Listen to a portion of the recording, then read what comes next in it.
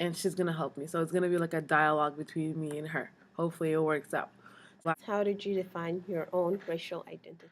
So we always talk about race. We always talk about our racial identity in a group setting. Like whenever there's black people together, we talk about race and how white people are and how we're treated, and we just talk about our experiences and so it's always on my mind. Like I'm walking down the street or I'm walking at the union. I know I'm black. Or when there's a fraternity or sorority event, large group of black people gathering together, there's always going to be a cop.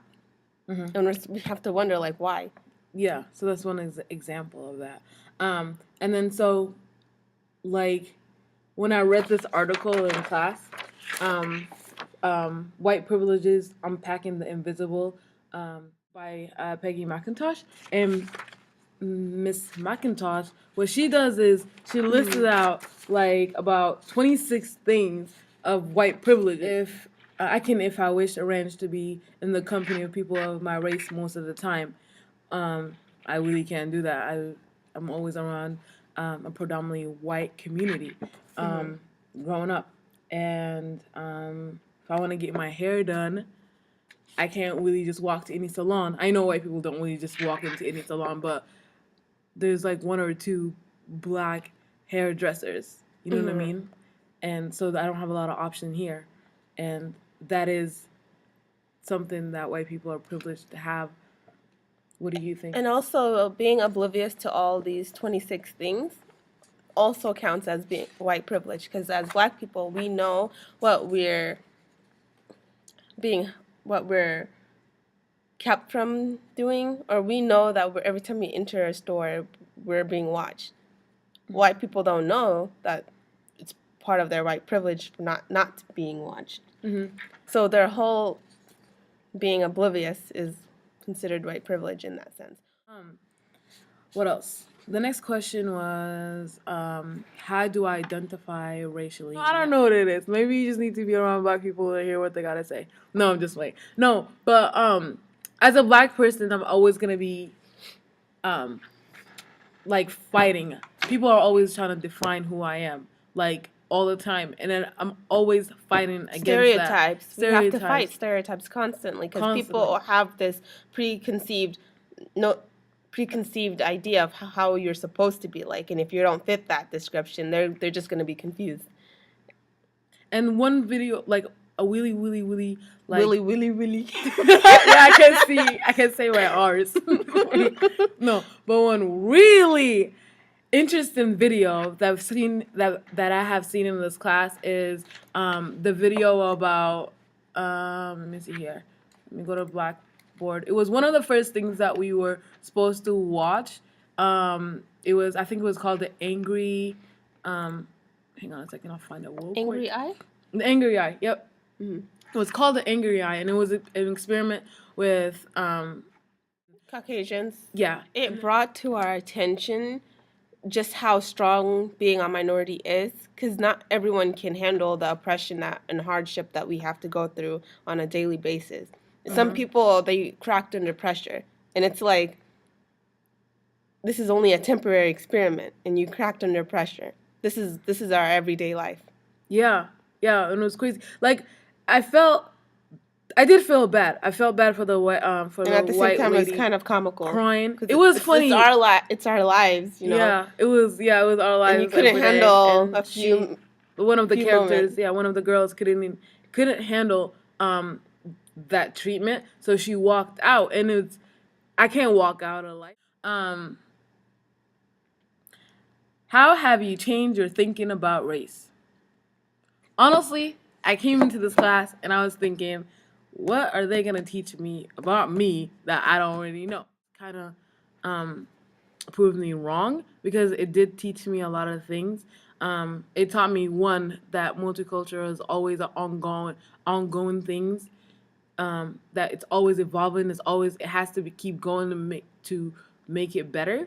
And like speaking in tongues, I would never like that's a great program to be able to speak multiple languages, not only just two, like three, and seeing the benefit from that. And then What else?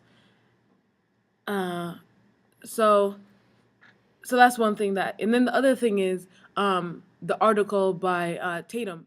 She interprets students' behaviors um, and she, I guess, breaks them into stages, and and based on your racial identity, you will react differently. And that was very interesting to me. You know what I mean? Because I remember when I used to be in middle school and we watched Roots, like everybody looks at you, you know, like trying to see. Because I am the like I double the population in most of my classes. Like there'll be one other person if I'm lucky. And it's emotional. Like you know what I mean? It's emotional that you're seeing your people getting treated that way and going through the harsh treatment and being oppressed and just being treated like worse than animals, like as if they're not human beings. And so I'm sitting there and I'm emotional and people are looking at me and I don't like crying in public. And then so therefore like I don't like crying in public, and then so they're looking at me, and I gotta keep it content. So I mean, you gotta be angry. I did, yeah, like I was angry with white people, and I just thought like, why the hell would they let things like that happen? And one thing that I learned in this class is the fact that I can't really blame white people. Things like these, if you don't acknowledge that the 26 privileges that you encounter every day, like you don't acknowledge that's worse that than than that, that's to me that's really sad. And I do hope that you get help. Seriously. You need to realize that being oblivious to racism is probably worse than being racist yourself. exactly. It's And practically the same. yeah. One thing that I've learned in this class is definitely education. Educate yourself, educate the people around you, seek education, all that. Seriously, like I mean, it's not our fault that, you know, we all have our own like prejudiceness, you know what I mean? That we are born into, but it's our job. It's our job as adults in that in the fact that we're in college to teach ourselves and When it embrace differences and celebrate it and just be okay with the fact that somebody else different from you, and it doesn't make them any better than you or anything like that. It doesn't make you any better than them. Just be like, oh, they're beautiful, they're this, they're Muslim, they're Asian, they're white. How do you view your role in combating racism? Well, pretty much all we can do is fight back. pretty much, yeah, get our education, And I'm not prove saying them wrong, yeah. try not to be another statistics and stereotype ratings. Yeah, and I'm doing that by educating myself, by allowing others to ask me questions, even if they seem ignorant, make it seem safe enough. You know what I mean? Like, I'm not gonna be like, I can't believe you didn't know that. Okay, so have you It's changed your frustrating. thinking about race? What was the question? Have you changed your thinking about race? Okay, well, I am black, and I'm also African, and that's grouped under the same category. But I So feel like I have